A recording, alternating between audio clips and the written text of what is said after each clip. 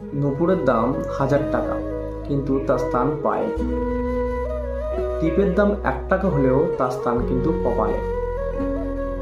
ইতিহাস সাক্ষী আছে, নুনে কোনোদিন পোকা ধরেনি, কিন্তু মিষ্টিতে প্রতিদিন পোকা ধরে।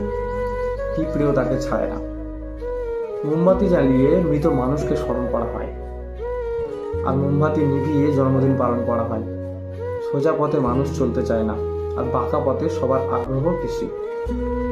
সেই জন্য মদ বিক্রেতাকে বাজারে যেতে হয় না, অথচ দুধ বিক্রেতাকে সবার কাছেই যেতে হয়। আমরা সর্বদা দুধ বিক্রেতাকে জিজ্ঞাসা করি, দুধে জল মেশাননি তো? অথচ সেই মানুষ মদে জল মিশিয়ে খায়। আজ পর্যন্ত এতটুকু চিনলাম মানুষকে, যে মানুষকে গাধার বাচ্চা বললে রেগে যায়, সেই মানুষকে বাঘের বাচ্চা বললে খুশি হয়। অথচ দুটোই পশুর বাচ্চা। সত্যি আজকালকার দিনের মানুষ সোজা পথে চলতে চায় না, সব বাঁকা পথেই চলতে বেশি ভালোবাসে।